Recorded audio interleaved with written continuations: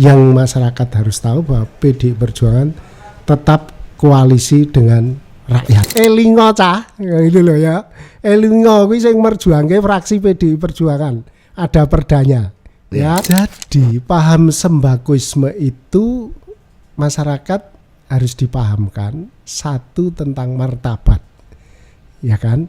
Sembakoisme bukan berarti menghilangkan, meruntuhkan martabat penjenengan masyarakat. Karena apa? Sembakoisme itu uangnya rakyat. Uangnya rakyat yang terhimpun dalam APBD provinsi, APBN.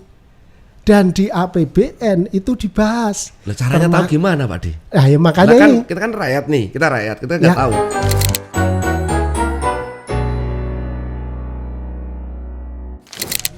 Yo, jumpa lagi di obrolan Merdeka. Pilkada sebentar lagi. Ya, kita masih akan mengulik tentang pilkada karena obrolan Merdeka ini akan sedikit mengulik ya tentang bagaimana hiruk pikuk pilkada di kota Surakarta, karena memang ya saat ini Merdeka ini harus membangun ya, kita mulai bangun dari kondisi Surakarta yang akan menjelang pilkada. Dan pagi ini kita kedatangan seorang tokoh politik juga, ini politisi dari PDI Perjuangan, Bapak YF Sukasno. Apa kabar Pak hari ini? Kabar baik, sehat, Mas Tri, Merdeka. Merdeka. YF Sukasno atau biasa dipanggil dengan Pak D ya, kalau di bahasa Dekasno. Pak D, sebelum kita ngobrol soal pilkada, saya tertarik ini. Karena saya masih ingat benar ketika saya masih aktif di SSB Sepak Bola Arseto. Dulu melihat figur seorang Pak D ini kan wasit. Nah, gimana ya Pak De sejarahnya seorang wasit olahragawan ini bisa menjadi seorang politisi dulu ini? Ini yang perlu kita kulik dulu ini. Saya wasit mulai dari C3. C3 itu penugasannya di tingkat kota atau kabupaten, terus sampai pada C2. C2 itu di tingkat provinsi. Klub saya dulu Tor Hangudi Olaing Rogo. Itu Tor ya, di Tipes. Sekarang sudah jadi apa itu pasar modern. Jadi memang ya saya orang bola sebetulnya. Artinya sejak kecil terus karena di pemain nggak ada prestasi, ya saya wasit saja. Jadi sulit, saya nggak punya kemampuan untuk bisa berprestasi toh. Lah dalam hati kalau saya wasit kan saya bisa memimpin. Artinya pemain sepinter setingkat apapun, kalau saya sudah berdiri di tengah lapangan, mereka akan patuh dan taat ya dengan pada peraturan yang saya terapkan. Jadi termasuk waktu itu saya pernah memimpin Mas Ajat Sudrajat yang sangat terkenal dulu ikut Prapon Jawa Barat. Dan ketika sudah menjadi wasit di tingkat C2 terus bisa memimpin, itu yang menjadi bekal Pak D untuk pindah ke politik. Kalau politik Mas. Politik itu zaman muda itu hanya ada 3 partai kan. Jadi saya 77 sudah ikut kampanye. Dulu ada 3 partai, ada Golkar, ada PDI segi 5 itu dan P3. Nah, saya orang buruh. Dulu itu Golkar kan image-nya itu pegawai karo kiai kan gitu. Jadi saya nggak mungkin di situ, sehingga saya waktu itu ya di PDI itu mulai 77 saya sudah ikut kampanye. 1982 saya sudah menjadi pengurus, namanya dulu ketua kelompok. Ketua kelompok itu setingkat RK. Nah, kalau sekarang anak ranting itu RW ya. RK itu dulu lebih rukun, kampung itu lebih luas.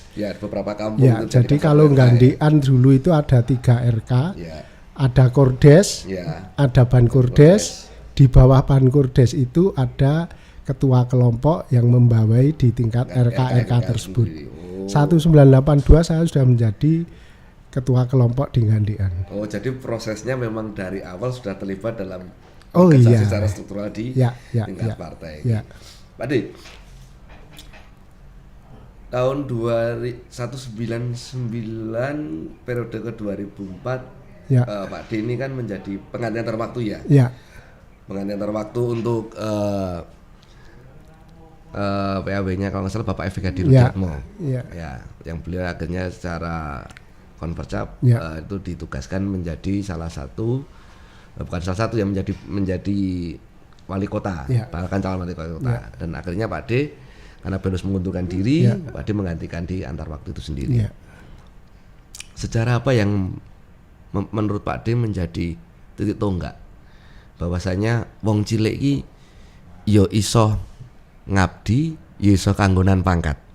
Kalau bahasanya kan seperti itu. Karena kalau saya belajar dari sejarah, melihat beberapa catatan yang ada di pemerintahan kota ini kan, mohon maaf, rata-rata waktu itu elit politik yang menjadi anggota DPRD adalah notabene orang yang memiliki kemampuan, memiliki garis nasab keluarga yang dipandang lah di Solo, entah itu dari keturunan ini atau dari orang berpangkat ini kan seperti itulah. Ini kok setelah 99 ini kok terus banyak nih dari kalangan nyun sewu di orang jalan masuk, terus dari praktisi-praktisi yang di bawah-bawah ini bisa menjadi anggota DPR. Ini peristiwa apa yang menurut Pak D mewarnai selain reformasi ini, awal titik mulanya apa ini? Ya, kalau menurut pendapat saya justru dulu itu orang yang berkecimpung di politik itu nggak punya cita-cita. Artinya nggak pengen cita-cita jadi anggota dewan. Nggak ada ya? Jadi eksekutif nggak ada? Enggak. Naluri berjalan aja karena kecintaan aja? Dulu itu ya kita nggak seneng dengan pemerintahan waktu Orde Baru, ya kan? Ya, kita, kalau saya dulu ikut PDI Perjuangan, ya. Jadi kalau saya ikut pileg, nah ini lucu. Saya yang mendorong untuk maju ya Pak Rudi, ya Pak F. Gadi Rudiatmo. Zaman dulu Mas, itu kita kalau memanggil Mas Hadi. Jadi kalau ada orang PDI Perjuangan kok manggilnya Mas Hadi, lawasan. Itu orang lawas ya. Sekarang saja manggilnya Pak Rudi, saya ya terbawa arus manggil Pak Rudi, tapi dulu Mas Hadi. Saya dulu waktu saya Kordes sebentar di Gandian itu Mas Hadi itu sudah Korcam, sekretarisnya Budi Prayitno. Lah Pak Budi Prayitno itu senior saya. Waktu Pak Rudi menjadi pengurus anak cabang, ya kan, ketua, saya menjadi ranting Gandian. Ya kan. Jadi kalau saya masih ingat rantingnya Gandian saya, Jebres Pak Honda, Jagalan Pak Yulianto Indranmoko, mana itu Mojosongo Bambang Sugiatmati dan sebagainya. Saya masih ingat. Lah, saat itu tahun 2004 ya. 2004 itu pencalonan masih tertutup dulu. Proporsional tertutup artinya nomor urut ya. Nah, saat itu saya didorong oleh Pak Rudi untuk maju dan saya mendapatkan nomor 6. Nomor urut 6 di Dapil Jebres. Pada saat perhitungan Jebres mendapat 5 kursi. Saya nggak katut. Ya kalau nggak salah dulu Pak Rudi, Pak Honda, Pak Yuli Wahyono, Pak Jim dan Pak In. Dapat 5. Saya nambah katut. Nah, saat itu saya ingat dan akan selalu saya ingat itu. Pak Rudi ngomong dengan saya, Pak Kasno, pun jenengan siap-siap, kula mengke tak mundur, jenengan sing menggantikan. Saat itu ya nggak ada kepikiran kalau Pak Rudi mau maju kepala daerah, enggak. Artinya memang beliau mundur itu untuk memberi kesempatan. Saya. Ya. Begitu saya Pak Rudi kurang lebih ya hanya 3 bulan mungkin ya, 3 bulan 4 bulan. Karena sebelumnya Pak Rudi itu kan terpilih sebagai ketua DPC, beliau akan fokus untuk membesarkan partai seperti apa itu? Kalau ketua DPC itu tahun 2000. Lah iya. Ya tahun 2000 itu beliau terpilih sebagai ketua DPC ya. Dulu di Hotel Dana. Ya. Ya. Jebres utusannya waktu itu masih rame ya kalau pilihan itu. Iya. Utusannya masih tradisi lempar kursi bukan. Ya, wah gayeng. Ya, selalu seperti itu. Utusannya 5 orang. Keterwakilan PAC. Ya. Sebagai ketua PAC Pak Rudi jadi utusan. Oke. Yang kedua Pak Chandra Tandio itu bendahara PAC. Ya. Lah yang 3 dari unsur ranting. Ya. Yang unsur ranting itu adalah saya, Pak Kasno, yang Pak Hunda, dan satunya Mas Harjadi. Harjadi ini dari Mojosongo. Iya. Beliau baru saja meninggal, ya. Mas Harjadi. Jadi 5 itu. Oke. Ya, di sana masih ingat saya Pasar Kliwon ada Pak Kuncoro Bundioko, Banjarsari ada Pak Bambang Simu, Mas Pur, Pak Maryu, Pak Basuki juga itu ya. Mas Bas, terus Laweyan itu ada Pak Joko Kuntet itu dan seterusnya Pak Joko Kuntet dan Mas Bimo Putranto ikut jadi utusan Pak Pardi ya. Masih ingat. Itu tahun 2000. Pak D, ini kan baru kali pertama nih PDI Perjuangan Kota Surakarta memiliki kandidat sejumlah 20 orang. Oh iya. Iya, 20 orang untuk 8 bacalon wali kota dan 12 bacalon wakil wali kota. Ya. Berbeda dengan sebelum-sebelumnya. Oh iya. Ya. Nah, ini kok bisa seperti itu? Yang pertama, dan kedua, apakah ini merupakan suatu keuntungan tersendiri karena 20 orang loh. Nanti akan jadi cuma ada satu pasang atau 2 orang yang mendapatkan rekom dari partai.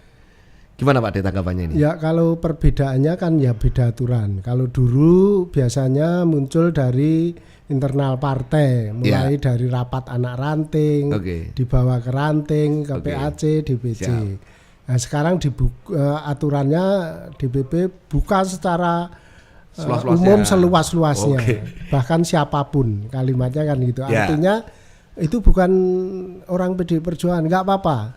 Artinya memang PDI Perjuangan terbuka kepada siapapun yang merasa mempunyai potensi untuk bisa memimpin daerah, sehingga dibuka dan ternyata ya paling tidak dari sisi jumlah itu menandakan bahwa PDI Perjuangan diperhatikan menjadi pilihan, ya kan? Diperhatikan dan menjadi pilihan bagi orang yang memiliki menjadi 20 ya toh.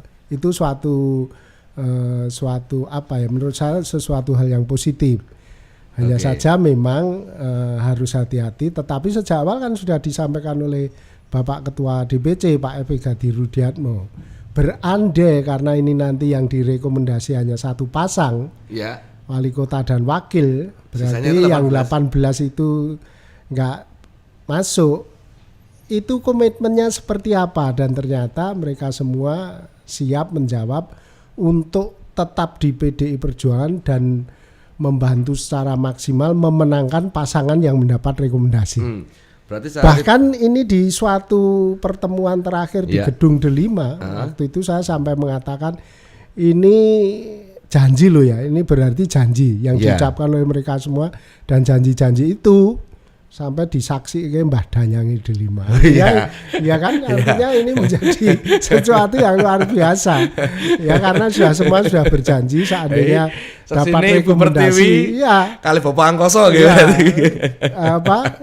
Mendapat rekomendasi bersyukur tidak tetap akan di PDI Perjuangan dan memenangkan calon yang mendapat rekomendasi. Secara tidak langsung dari 20 nanti yang tidak mendapatkan rekom akan menjadi bagian di tim pemenangan dengan yang digawangi oleh begitu. Pak D. Ya, pastinya begitu. Berarti gini Pak D, saya menganalogkan karena ciri-ciri partai pelopor ini kan menggunakan mekanisme demokrasi secara sentral atau terpimpin. Nah, ketika ciri partai tersebut kita analogikan tadi dengan satu rekom yang keluar dan yang lain menjadi bagian tim pemenangan. Roh atau trigger apa ini yang akan memperkuat ini bisa menjadi kembali lagi secara sentralisasi, karena kan tadi kan dibuka seluas-luasnya dan setelah itu dikerucutkan menjadi satu pasangan dan ini akan tersentral gerakannya. Nah, ini rohnya kan seperti apa? Kalau ya ini kan mungkin rahasia partai sih, tapi kita minta spill dikit lah. Paling tidak begini, mereka paham. Mereka harus paham dulu ya. Mereka paham dan saat itu dipahamkan oleh beliau Pak Ketua DPC Pak sudah Rudi. Paham berarti. Apa itu partai? Ya kan? Apa itu relawan? Mereka kan harus dipahamkan itu. Artinya ini partai, ini relawan. Ada perbedaan, ya kan? Setelah ada perbedaan mereka dipahamkan dan ternyata tetap partai. Kan? Bukan berarti relawan itu tidak ada artinya, tetap ada. Tapi memang partai punya ketentuan, punya aturan. Ya, sehingga mereka paham dan ya ini ketaatan kita kepada partai. Dan partai mempunyai mekanisme tersebut di paling tinggi ada di Kongres, dan Kongres memberikan mandat kepada ketua umum partai untuk mengambil langkah apapun termasuk di persoalan pilkada. Artinya kalau ketua umum partai terkait dengan pilkada sudah memberikan rekomendasi, ya sudah. Tidak ada lagi dibahas. Iki kok calon ngene, iki ngono, iki enggak ada. Sudah, ini rekomendasi kembali dan harus dilaksanakan, harus dimenangkan. Sudah. Terima kasih penjelasannya Pak Di. Tapi saya masih melihat ini ada kehati-hatian ini. Karena saya masih ingat di obrolan sebelumnya dengan Pak Rudi itu kan mengatakan perlawanannya akan dilakukan secara terukur. Dan saya juga melihat jangan melakukan pengukuran sendiri. Jadi kan biasanya kalau Bandeng kalau ngomong kan full semua dikeluarkan ini. Ini kelihatan begitu menjaga ritme, ada beberapa hal yang disampaikan namun tipis. Masih ada beberapa yang ada simpan. Ini banyak terjadi kebocoran strategi pemenangan Pak Di yang ada di PD Perjuangan ini, kok kelihatan berbeda dengan pilkada sebelumnya atau kemarin di pileg pilpres yang baru dekat-dekat inilah. Kan biasanya kan PDI ketika sudah mendekati momen pilkada langsung dier.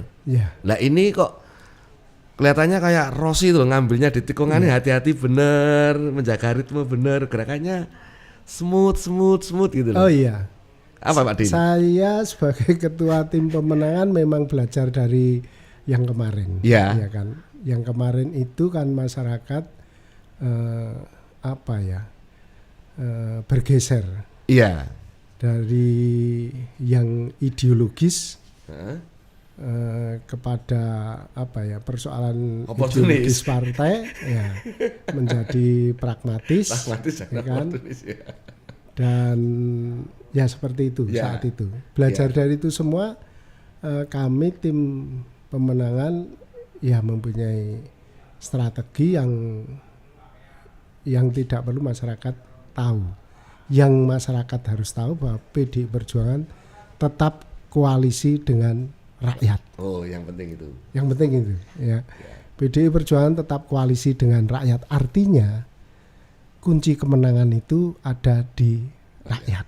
Dan kami mohon bantuannya kepada seluruh warga Kota Solo. Mari kita kembali, bersatu padu untuk Solo yang lebih baik ke depan. Berarti secara langsung karena kemenangan ada di tangan rakyat dan elemen-elemen ini sudah disiapkan proksi-proksinya ini. Dan nanti tinggal peluitnya keluar. Sempritan bahwasanya rekomendasi turun harus seperti itu Pak Dia. Gambarannya paling tidak kita pahamkan. Paham kan? Masyarakat harus tahu apa sembakoisme itu. Ini kok ada paham baru sembakoisme. Jadi ada isme yang lain kan. Setelah Pilpres ini ada satu paham lain lagi. Saya menemukan paham sembakoisme. Paham baru. Ini yang menurut saya paham sembakoisme ini menurut saya nggak perlu kita lawan. Tapi kita pahamkan dan sembakoisme itu nanti akan kembali ke paham nasionalisme. Tapi bukan berarti sembakoisme itu dilarang. Kalau dilarang gawat nanti. Tapi masyarakat jadi paham tahu, kan? Konteks kita kembali lagi konteksnya tadi tadi kan ini dianggap membingungkan atau membagongkan. Karena mengingat tadi kembali lagi 20 ya Pak Tadi kan sudah di-spill nanti bagaimana menggerakkan dan sebagainya. Tapi kita kembali lagi ke pemahaman dulu. Apakah tidak membingungkan Pak Di? Ketika begitu banyak calon yang ada dari PD Perjuangan dan di luar, ya ini membuktikan Solo demokrasi, demokratif ya. Jadi siapapun memiliki kesempatan, walaupun siapapun itu juga harus kita lihat dulu nih, secara person, secara status dan seterusnya. Nah, ini apa membuat tidak bingung masyarakat, Pak De? Enggak. Jadi sebelum mereka mereka nanti mendapat rekomendasi, masyarakat kan tahu ada 20 itu calonnya, yaitu baru nanti yang akan mendapat rekomendasi siapa, sehingga masyarakat sudah kenal 20 dulu tuh. Tapi nanti setelah mendapat rekomendasi ya hanya satu pasang itu, ya kan, dan PDI Perjuangan mempunyai parameter untuk membuat satu pasang itu. Siapa? DPC bukan, DPD bukan, langsung DPP, ya kan? Berarti konteksnya adalah idealnya yang dari PDI Perjuangan ini, kita balik lagi PDI Perjuangan. Tadi kan saya sempat nyempil yang di luar PDI Perjuangan, tapi nantilah kita ngomong lagi. Saya kembali ke PDI Perjuangan. Dari 20 nama yang jadi menjadi satu pasang, atau nanti mungkin bisa dari DPD atau DPP yang diturunkan tambah nama. Konsep kepemimpinan ketika nanti beliau menjadi seorang calon, dan insya Allah nanti kalau diizinkan Tuhan menjadi seorang wali kota dan wakil. Konsep kepemimpinan itu apakah konsep yang melayani atau dilayani, Pak Di? Oh, melayani. Pasti itu. Harus. Pasti. Jadi iya, petugas partai itu harus melayani. Yang di eksekutif sebagai kepala daerah atau wakil harus melayani masyarakat. Yang di legislatif sama, juga harus melayani masyarakat. Konkretnya kita juga pengen bicara secara narasi ya Pak De. Narasinya bahwasanya contohnya seperti apa toh? Konkretnya begini, apa yang diinginkan oleh masyarakat Kota Solo, ini ditangkap, formulasinya seperti apa, yang itu dilaksanakan. Ya, jadi contoh umpamanya operasional RT RW mengeluh semua. Ya kan? Dan itu mohon maaf agak membagongkan. Biar redaksinya di bantuan itu merupakan bantuan operasional. Nah, sedangkan di lapangan kalau saya melihat, ya mohon maaf, untuk operasional ini sudah nggak tepat, karena SPJ-nya juga kalau saya lihat, karena saya juga pernah di LPMK sih membantu SPJ lu, katanya nggak benar. Makanya itu contoh, contoh persoalan-persoalan yang nanti ini mau diangkat apa dari PDI Perjuangan? Ya ditangkap oleh PDI Perjuangan, dan itu nanti direkomendasikan kepada calon yang mendapatkan rekomendasi dari DPP. Ini yang harus dilaksanakan. Ini yang harus dilaksanakan. Ini yang harus dilaksanakan. Ya, itu artinya itu yang melayani masyarakat. Berarti narasi yang dibawa oleh PDI Perjuangan adalah calon wali kota dan wakil wali kota adalah pasangan atau pejabat publik nanti yang akan melayani masyarakat. Apakah ketika paham sembakoisme ini terjadi lagi, PDI Perjuangan akan melakukan hal yang sama? Atau ingin menandingi, atau tadi mau menyadarkan? Lah, kalau mau disadarkan mesti kan ada ritualnya, ada caranya ini. Kalau orang mau sadar kesurupan ini, karena mau disadarkan mesti kan ada proses ritual atau caranya. Lah, caranya seperti apa? Jadi paham sembakoisme itu masyarakat harus dipahamkan, satu tentang martabat, ya kan? Sembakoisme bukan berarti menghilangkan, meruntuhkan martabat penjenengan masyarakat. Karena apa? Sembakoisme itu uangnya rakyat. Uangnya rakyat yang terhimpun dalam APBD provinsi, APBN. Dan di APBN itu dibahas. Caranya tahu gimana, Pak Di? Nah, ya makanya kan, ini. Kita kan rakyat nih, kita nggak tahu. Yang taunya, mohon maaf, kita terima. Ya.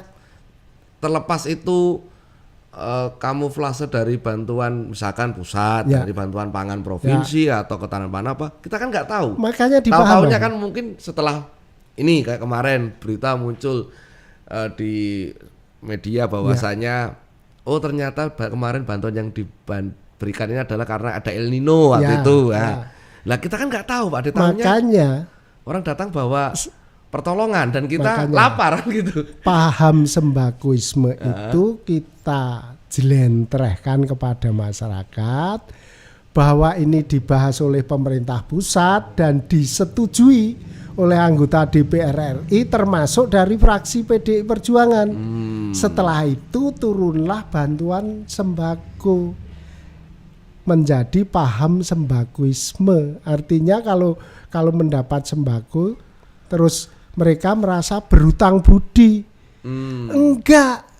Karena itu Ini. uang rakyat sendiri Pak Loh, sebenarnya. itu uangnya Karena sendiri. tadi disampaikan kan itu hasil pembahasan anggaran. Iya. Berarti kan uang rakyat ini. Itu uangnya rakyat, uangnya rakyat oke, dan oke, yang oke. yang diterima oleh rakyat itu sudah tepat.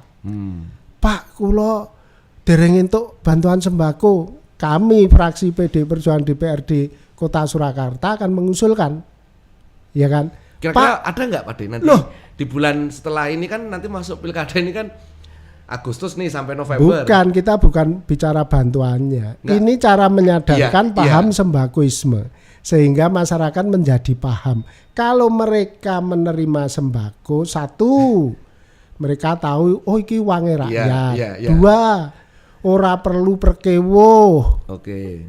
berutang budi sehingga untuk sembako terus melu yang memberi kan enggak. Nggak, pertanyaan saya tadi Ya. bahwasanya ini kan ada anggaran nih tahun Ya. 2024 nih. Ya. Ya. Nah, apakah di 2024 nanti yang sekiranya di bulan Agustus sampai bulan November ini kan masa kampanye nih. Ya. Ada enggak tadi lo anggaran yang Lah, dibahas yang bantuan bersifat dari bantuan pemerintah beras? pusat kan sudah diperpanjang itu. Ya. Nah, nanti akan mendapatkan terus masyarakat. Berarti nanti paham sembako masih memungkinkan ada ya. Makanya itu kita pahamkan Iya, bahwa oke. sembakoisme itu paham yang tidak perlu mengikat penjenengan. Nah. Artinya itu menjadi hak penjenengan. Justru penjenengan nek masuk keluarga gakin tidak mendapat sembako itu salah. Jadi ngerti ya nek asline duitmu dhewe Uangnya sendiri. dan ora usah mbok pekiwui karena gitu loh. karena ya beras itu dibeli dari pungutan Lah, pajak dan seterusnya itu ya. Saiki pripun teko nggo sembako dipilih 5 tahun. Dikerto aji sembakone regane mung 120. Mosok harkat martabat kita kalahkan dengan paham sembakoisme yang hanya 125.000. Kegotong royongan kita akan lebur luluh lantak hanya karena paham sembakoisme. Ya. Ini yang kita sampaikan kepada masyarakat dan PDI Perjuangan merasa perlu meningkatkan Ya.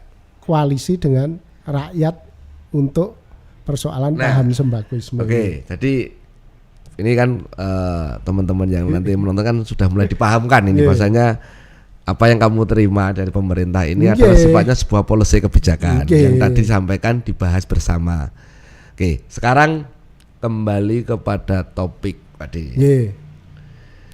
Apa yang akan menjadi tagline dari PD Perjuangan Kota Surakarta ketika siapapun yang mendapatkan rekom ini akan ditawarkan kepada masyarakat yang Ya. menjadi garis besarnya apa tagline-nya? Ya nanti kita kita menunggu DPP ya. Oke. Pasti nanti ada arahan dari DPP. Ya, kalau kita ya PDI Perjuangan akan tetap bersama dengan rakyat. Oke. Nah, itu. Tapi Jelas. tadi sebelumnya Pak De sudah nyepil bahwasanya gaya kepemimpinan PD Perjuangan adalah melayani. Iya, Lah, melayani. tentu saja kan ketika siapapun yang mendapatkan rekom, Iya. pasti orang yang mendapatkan rekom dari DPP ini adalah orang yang siap untuk melayani. Oh iya. Ya, lah kira-kira nih tagline-nya Ini coba mancing terus nih saya ini. Walaupun kayaknya agak berat. Pade kayaknya ini disimpan terus ini. Beda ini kayaknya. Kayaknya kan biasanya kemarin Pade kan kalau dipancing kan langsung sikat. Terus ini kok hati-hati banget makan umpan ini. Ya. Di luar melayani, kira-kira yang menjadi tagline ini apa? Apakah ini akan sepaket merah ataukah akan merah bergabung yang menjadi tagline yang ditawarkan loh. Ini tagline ini tidak hanya sekarang kata-kata terkenalnya menyala gitu, merah menyala. Ya. Enggak, kita ya ada yang perlu kita sampaikan dan ada yang tidak. Oke. Perlu disampaikan. Tapi yang perlu kita sampaikan adalah PDI Perjuangan tetap koalisi dengan rakyat, ya. Jadi dengan parpol lain itu hanya sifatnya kerjasama ya, seperti yang kemarin disampaikan oleh Pak Rudi di obrolan sebelumnya itu kan kalau dengan parpol lain itu kan sifatnya kerjasama, tapi kalau koalisi hanya dengan rakyat ya. Ya, komunikasi politik itu penting. Ya, atau dengan siapapun kita tidak menolak, tidak pernah menolak. Kita pernah anjang sana ke PKS, ke PAN, Golkar pernah ke kita dan seterusnya, ya kan? Ade. Jadi begini. Gimana? Menteri. Jadi kalau ada partai politik di Solo yang menganggap PDI Perjuangan itu sulit dan sebagainya, sejatinya mereka belum kenal kita. Kita itu partai terbuka. Bahkan 20 calon itu jenengan cermati loh. Jenengan rasakan tenan. Itu dari semua aspek ada. Itu bentuk keterbukaan kita. Bahkan partai-partai lain itu yang daftar pasti wah. Artinya orang-orang wah. Nah, ya kan? Saya mau ngulik ke situ. PDI Perjuangan non sewu ada calon kemarin yang bicaranya bagus dan sebagainya, tapi dari sisi finansial pedagang skrup. Iya. Hah?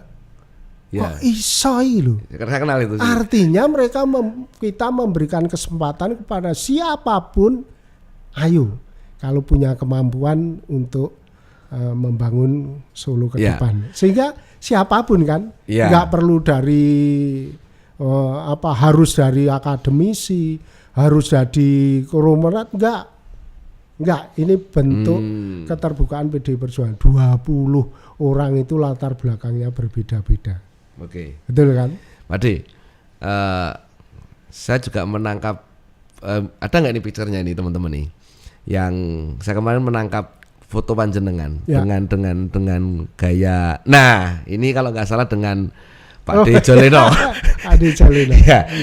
Salah satu ya orang yang saya kagumi di Banjarsari karena beliau sangat eksis dan mengabdikan diri di bidang kebudayaan. Ya. Nah, Warok. Oh iya. Kultur Jawa dan kebudayaan ini menjadi nafas panjenengan. Karena saya juga melihat picture panjenengan di DPRD ini kan selalu pakai ikat dan sebagainya. Melihat Solo yang kental dengan budaya. Oke. Ini kan di luar yang ada di PDI Perjuangan kan juga ada nih yang menjadi salah satu bursa. Bahkan kemarin saya lihat itu sudah mendapatkan rekom dalam salah satu parpol, yaitu Gusti Mangku Kaping 10 nggih. Itu kan sudah dapat rekom dari PSI. Nah, ketika secara person ini, saya menanyakan person kanan jenengan, saya akan bicara soal jenengan sebagai seorang penggiat budaya. Kedudukan seorang Gusti ini kan, mohon maaf, karena kita bicara kultur Jawa adalah dia junjungan, berarti kan dia dilayani. Tidak mungkin kan junjungan ladeni abdi. Lah, logika serta paradigma yang sudah kuat di Jawa ini ketika bergeser ke arah kehidupan yang real di pemerintahan, Pade melihatnya benang merahnya ini ketemu nggak ini? Kan ini kan saya melihat kayak dua sisi mata uang ini, walaupun satu person di satu kedudukan, ini kan akan terlihat seperti dua mata uang. Nah, menurut Pak secara pribadi ini, melihat hal seperti itu, apakah terjadi pergeseran budaya atau memang ini ya biasa-biasa saja dan boleh-boleh saja? Di luar kita ngomong demokrasi, ini kita bicara kultur. Ya, kalau demokrasi semua punya hak. Punya hak. Ya kan, semua orang punya hak.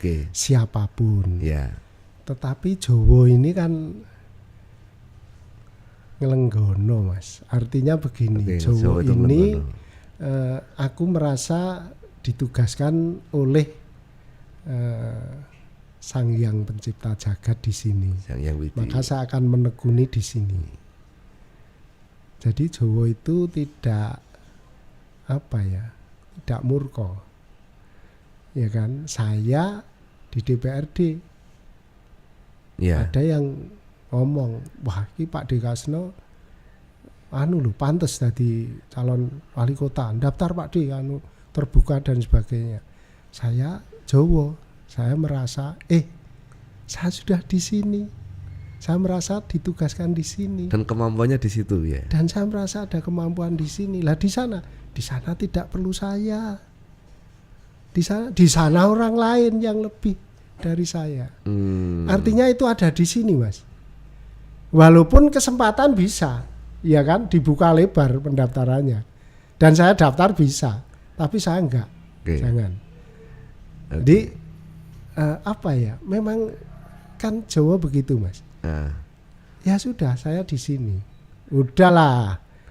Berarti kalau saya boleh menggarisbawahi, bahwasanya sebagai seorang praktisi budaya ada hal yang sangat Pak D sayangkan ya. Jadi begini loh. Saya bicara Solo keputusan, saya bicara keputusan bukan pada person. Jadi ketika mohon maaf seorang Gusti yang notabene sudah mendapatkan, karena kan siapapun tidak bisa memilih dilahirkan dari siapapun. Tadi loh jenengan menyampaikan bahwasanya ini adalah gift karunia dari Sang Hyang Widi dan beliau diberi kesempatan. Nah akhirnya ketika seorang Gusti ini melepaskan jabatannya, kan dia kan pilihannya cuma 2. Ketika dia sudah memiliki keturunan dan merasa nyon sewu nggih, mungkin kesehatan atau pengembangan keraton atau apapun lah kebijakan yang di dalam ini perlu hal-hal yang baru, perlu generasi penerus, susun bambu lah bahasanya. Nah kan akan diturunkan kan biasanya seperti itu. Lah ini kan mau diturunkan kemana ini terus ini titah Sang Hyang Widi ini? Saya begini, di pewayangan itu kan ada Resi Bisma. Iya kan? Bisma, saya tahu. Iya kan? Ya. Dia mandito. Mandito tidak akan. Karena dia janjinya merasa saya di sini. Ya. Walaupun berkesempatan untuk jadi raja, tapi dia nggak mau. Saya di sini. Saya tidak bermaksud mengomentari Gusti Mangku, enggak. Tapi saya dari perspektif pendapat saya, ya jatah ini dewi-dewi. Jatahnya itu sendiri-sendiri. Dan lakon wayangan itu sendiri-sendiri. Ketika Bismo harus menjalankan kedharmaannya sebagai Bismo, Buto Cakil menjalankan kedharmaannya sebagai seorang cakil yang perintah dan mangkat itu. Orang akan menilai bahwa karakter Cakil itu elek. Enggak, dia prajurit yang setia. Bahkan sampai mati pun saya labui untuk mangkat Siogo Tandio gitu. Jadi gini loh, Solo ini sebetulnya kalau pendapat saya saya itu beruntung 20 tahun 20 tahun saya didhawuhi Pak Rudi dan Pak Rudi itu, kalau bicara Pak Rudi tidak ada habisnya saya, karena beliau itu termasuk orang tua saya, guru saya dan sebagainya kan. Lah orang tua lah yang nyekolahkan saya itu Pak Rudi. Jadi orang tua. Guru dari sisi politik itu ngandani dan sebagainya. Itu sedikit evaluasi. Itu Solo mengatakan Solo ini sebetulnya nggak aneh-aneh. Karena bukan kota jasa, nggak punya kota jasa maksud saya. Nggak punya pelabuhan, nggak punya apa. Ya jasa dan pariwisata. Itu 2 peninggalan Kasunanan dan Mangkunegaran kalau dikelola dengan baik dan benar itu sudah menghasilkan PAD sebetulnya. Nggak perlu nambah lokasi wisata, nggak perlu menambah taman lampion, nggak perlu. 2 itu dikelola dengan baik. Lah supaya bisa mengelola dengan baik, nuwun sewu, para pengageng di situ mestinya konsentrasi di internalnya masing-masing. Pemerintah memberikan support. Dan mereka hidup walaupun sebagai punjering budaya Jawi. Artinya sudah tidak tidak mempunyai apa ya, karena memang pemerintahan sudah beralih. Ya. Tapi sebagai punjering budaya Jawi, keduanya Kasunanan maupun Mangkunegaran, itu perannya untuk membangun bangsa ini sudah luar biasa, Mas. Itu loh, perannya sudah luar biasa. Ini narasi yang dibangun bahwasanya nek kowe nampa dharmamu, nampa jatahmu, kowe bakal migunani kan seperti itu, Adik. Loh, dan itu untuk terlihat berperan membangun bangsa ini kan tidak harus menjadi seorang anggota dewan, tidak harus menjadi pedagang yang baik dan benar pun sudah berperan. Adik, untuk menutup obrolan yang sangat meriah ini ya, sebagai tim pemenangan dan sebagai ketua fraksi di DPRD Kota Surakarta, melihat kebijakan yang sudah dibangun antara eksekutif dan legislatif di periode 2019 sampai 24, itu kira-kira ada nggak catatan atau evaluasi yang Pak D dapatkan yang nanti akan mungkin menjadi bahan diskus di internal tim pemenangan? Karena saya melihat keberlanjutan program sangat baik, pembangunan sangat baik. Sebagai masyarakat saya melihat nih, karena ya mohon maaf, sekarang sudah tidak ada kantor keluaran jelek, sekolah ya sekarang sudah bagus, pasar bagus. Nah, tapi kok kursi perolehan di legislatif terjadi penurunan. Ini spill dikit Pak D. Kira-kira catatan dari seorang ketua fraksi ini apa yang salah dalam perumusan kebijakan di pemerintahan kota ini? Perumusannya nggak salah ya. Fraksi PDI Perjuangan sudah berjuang maksimal. Secara perumusan dari kinerja sudah benar ya. Dan PDI Perjuangan sudah melahirkan kepala-kepala daerah yang luar biasa. Jangan salah loh, ingat loh, Pak Jokowi Rudi itu lahir dari PDI Perjuangan dan mempunyai prestasi yang luar biasa, ya kan? Terus Mas Gibran Teguh itu lahir dari PDI Perjuangan, walaupun akhir-akhir ini rodok piye ngono, tapi itu lahir dari PDI Perjuangan. Dan PDI Perjuangan kalau melahirkan pusernya, ya kan, pusernya itu loh, pusernya, itu sudah ditulis harus melayani rakyat kan itu. Jadi persoalan penurunan kursi itu nggak ada kaitannya dengan kebijakan. Apa itu? Ya itu tadi, persoalan masyarakat kaget dengan paham baru yang namanya sembakoisme.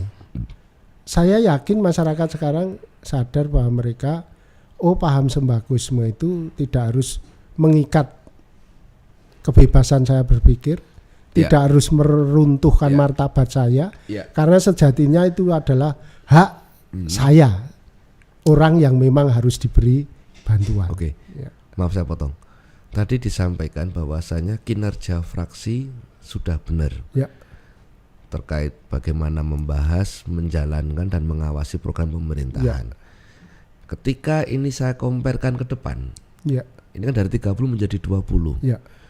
Apakah arah kebijakan dan konsep bekerja fraksi ini akan masih sama? Walaupun saya nggak tahu nanti ke depan siapa yang ditugaskan menjadi ketua fraksi, tapi dengan pengalaman panjenengan yang sudah 4 kali dan ini yang kali kelima menjadi anggota fraksi PD Perjuangan, kan pasti Pak D juga mengalami beberapa kali pergantian wali kota ada 7 ya, dengan dari daerah Pak Slamet, kemudian ada Pak Joko Widodo, terus ada Pak Budi Soeharto, terus Pak Rudi, Pak Budi Yulis, kemudian Mas Gibran, Pak Teguh ini.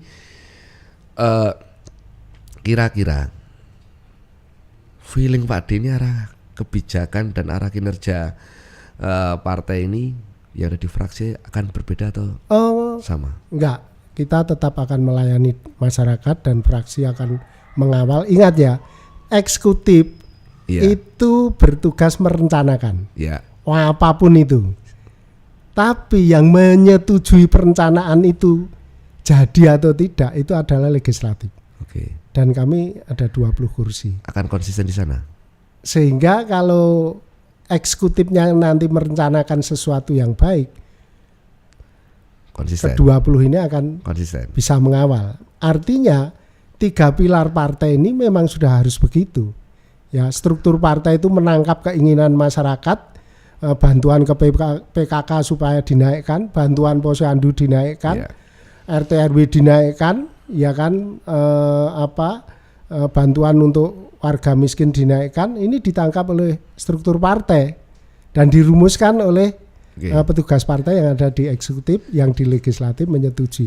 Artinya koalisi kami dengan rakyat itu menjadi titik temunya supaya wali kota dari PDI Perjuangan nanti tetap bisa merencanakan sesuai keinginannya rakyat, dan kami yang di legislatif di Karangasem akan mengawal dan menyetujuinya. Berarti konsisten nyambung dengan tadi, misalnya konsistensi bekerja dengan baik adalah konsistensi mensejahterakan masyarakat Kota Surakarta. Iya. Ini andai-andai nih. Tadi sampaikan bahwasanya wali kota PDI Perjuangan. Ya. Lah, ini berandai-andai aja. Ketika memang Tuhan berkehendak lain, apakah arah kebijakannya fraksi ini ketika banyak di dalamnya di periode mendatang ini juga akan konsisten terhadap kesejahteraan rakyat? Ketika ada anggaran yang tidak mensejahterakan misalkan, apakah akan berani speak up atau melawan atau seperti apa? Karena kan ya ruang kerja DPRD kan juga dibatasi kan. Ya. Tadi sampaikan yang meramu tuh sana, ya. Jadi bagian yang menyetujui dan memberi masukan.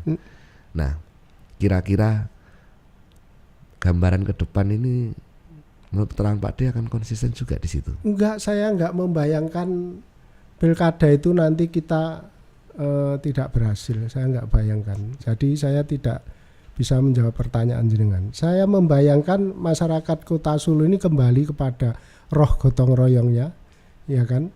Jadi Kota Solo ini jenengan masuk kampung Gapura, mlebu gang, itu jenengan tanya, Mbok D mriki PDI Perjuangan kok Mas, kan itu.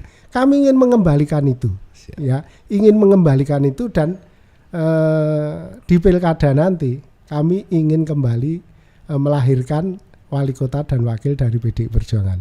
Iya. Ya, kemarin sudah lahir Pak Jokowi Rudi, lahir Pak Purnomo Pak Rudi Pak Purnomo, lahir Mas Gibran Pak Teguh, dan nanti kami akan melahirkan siapapun nanti yang direkomendasi. Ya. Artinya konsep melayani ini ya akan terus konsisten. Karena apa? Karena masyarakat sudah paham bahwa ideologi sembakoisme itu ternyata tidak harus mengikat saya menjadi berhutang budi. Enggak, mereka akhirnya sadar.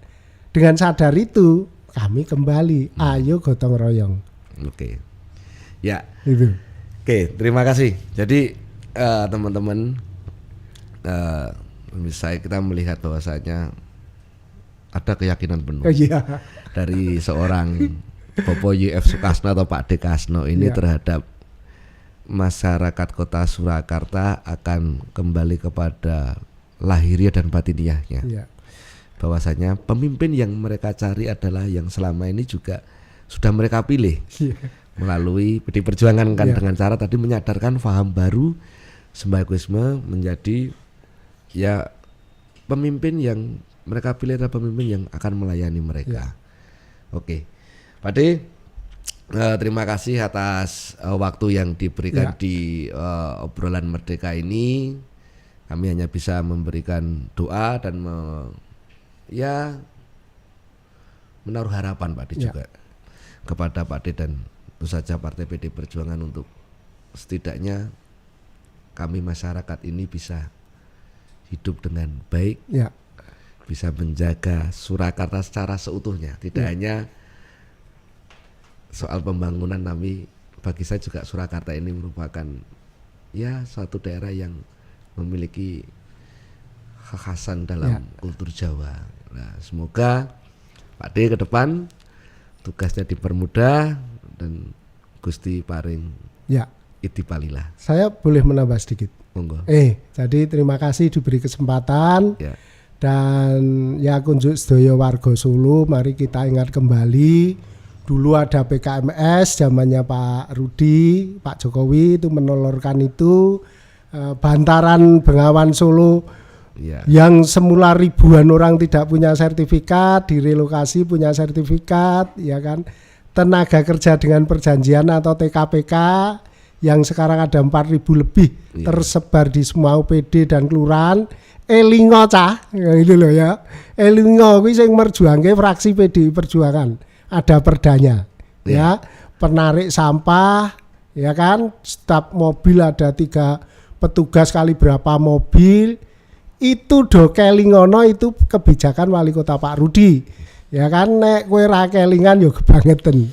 Kowe ra iso nyambut gawe dulu kalau tidak ada kebijakan semacam itu. Oke. Nggih, teman-teman Linmas dan sebagainya elingo, gitu. Jadi ini yang kami akan sampaikan Mas, dengan tekad koalisi dengan rakyat itu siapapun akan kami suani. Siapapun. Bagi kami ini adalah apa ya? Padang Guru Setro puputan. Oke. Ya kan? Siap. Terima kasih. Ya, Pak D, terima kasih. Kita tutup di obrolan hari ini, di obrolan Merdeka. Eling Ocah.